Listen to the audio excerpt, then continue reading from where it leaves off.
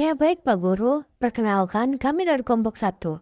Pada kesempatan ini, kami akan membahas mengenai awal kedatangan Jepang di Indonesia.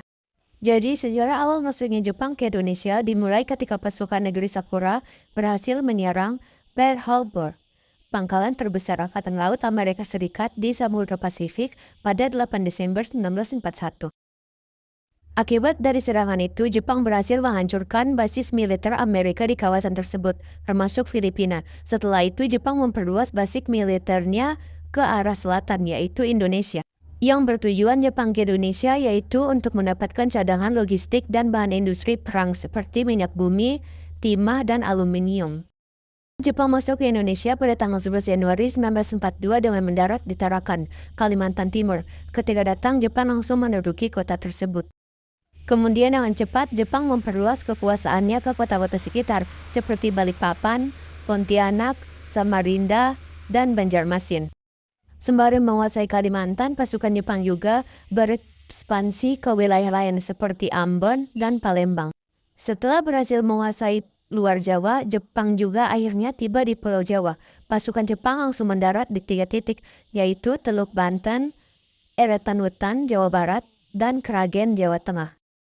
Pada akhirnya Gubernur Jenderal AWL Tjarta van Starkenborg, Stachauer, dan beberapa petinggi militer Belanda pun memutuskan untuk bertemu dengan Letnan Jenderal Hitoshi Imamura di Kalijati, Subang, Jawa Barat.